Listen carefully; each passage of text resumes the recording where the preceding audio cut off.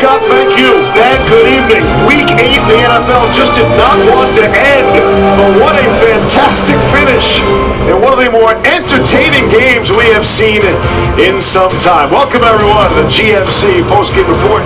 Steve Young, Trent, Dilfer, and Ray Lewis join me. And this is why we love the games, guys. Graham Gano misses an extra point to put Carolina in a dicey predicament, and then in the end, when it was sudden death overtime, he's perfect from 52 yards away.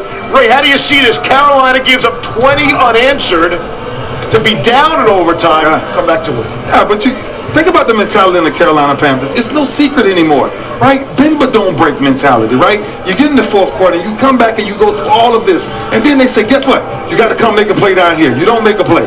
You got to make a play. I'm looking at Trent. I'm saying, guess what's about to happen? If this defense is going to be great, somebody has to make a play like right now. As soon as we say that, Roman Harper comes up with the play.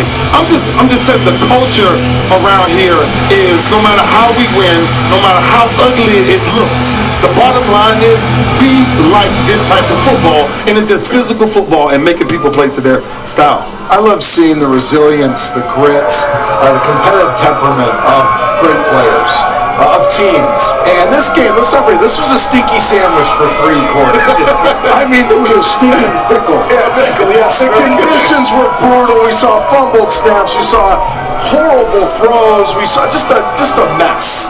But great competitors, digging deep, finding something within them that this stage brings out, and I think sometimes we lose sight of that. I think that's the greatest part of professional sports, is seeing guys like Andrew Luck and Cam Newton, just naming the 2 quarterbacks, or Luke Kuechly or Roman Harper, whoever it is, just dig so deep inside of them to find something to make a play. For Andrew Luck, who's just played awful for 3 quarters, to somehow put some stuff together to bring the Colts back. I think that's the story of this game. It was about competitive temperament of both teams. Yeah, then Carolina, one of the flaws in their philosophy is, look, we're not going to run away from anybody because we're just going to pound the ball, play some defense, and camp around the edges. So the game like this, they allowed teams to hang around, but they are more like any other team in the league, are so sure of who they are.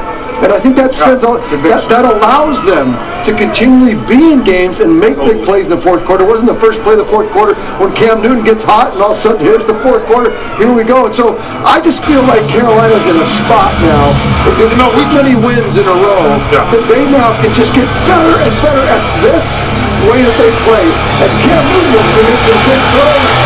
You saw the ball game again with 14 drop. That was all-time Pro Bowl. Oh, geez, he makes 4 perfect throws, and he comes back against the slant to Teddy Ginn after Teddy Ginn drops the walk-off. I mean, the throw to Olsen was phenomenal. Yeah. There was some really good plays. But you know the special thing about Cam Newton, honestly, is a lot of times you hear announcers and they keep saying, oh my gosh, this quarterback, he can do incredible things. Cam Newton is a freaking football player that says whatever it takes to win, I'm going to find a way. Yeah, but he's becoming a quarterback. He's becoming a pro. Instead of announcers, he got us. Yeah. Let's not interrupt. How you doing? All right, guys. There he is. Hey, buddy. What's up, man? Greg? Hey, one quick question for you. Oh, you have the hug. One quick question. Give him a hug. Give him a hug. Not you guys. I'll get a hug. Saw that. You play every offensive snap of this game. He's played every one of the year, correct? So you're the only Only He player. hasn't missed a snap all year. only player in the NFL, running back, tight end, wide receiver, to play every single offensive snap.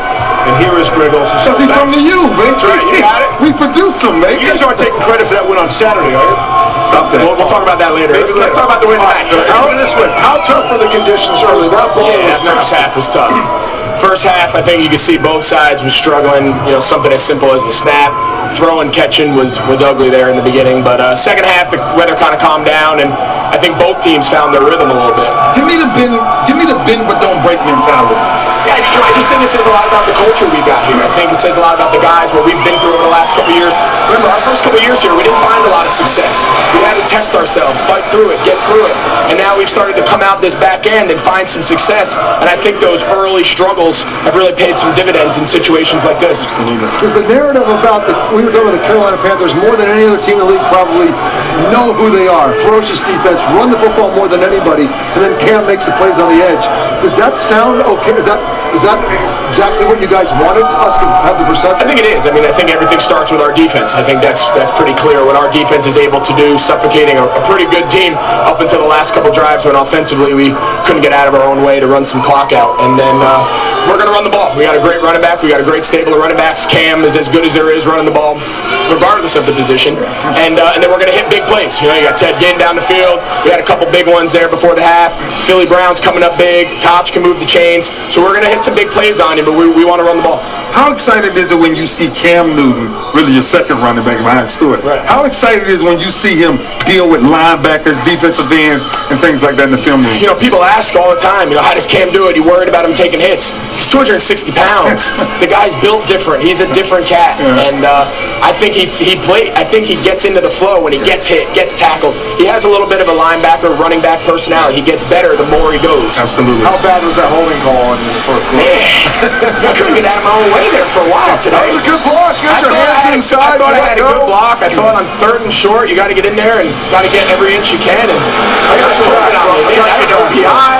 Man, only undefeated team remaining in the NFC. Here come the Packers next Sunday in the marquee matchup of next weekend. Give me a thought on Green Bay coming to town. It's huge. Obviously, we struggled up there last year. We make no bones about that. They got after us early, and the game wasn't really competitive. So they're another one of those teams that we want to go back out and say, you know, last year was a fluke. We got to play better. They're fantastic. Aaron Rodgers, what can you say? Their defense, I think, is playing really well. So we're going to enjoy this for a couple minutes, and then we're going to get right back to work against a great team. Could you count on one hand how many leaders you guys have in your locker room? I don't think so. I think we're more than that. You know, we got the 5 captains, but I think it trickles down. Young guys, old guys. You know, we have a thing in you don't have to be a captain to lead. You don't have to be a veteran to lead. You can lead by your play. You can lead by just being able to count on you. And I think we have a team full of that. Absolutely. They finished 7-8-1 last year. They already have 7 wins now this season. How about that? Greg, congratulations. Thanks so much. Congratulations, bro. Appreciate it. Good to see seeing you. Greg also leads the Carolina Panthers just about every receiving category. And things are looking up for Carolina. You see the remaining unbeaten teams going up beyond this list. But you see where they rank compared to the Broncos, the Bengals, and the Patriots. And again, we asked Greg about next week's showdown. The Packers will come to town. And you know Green Bay will be motivated of their loss last night. SVP, back to you. The Postgame Report is brought to you by GMC. We are professional grade.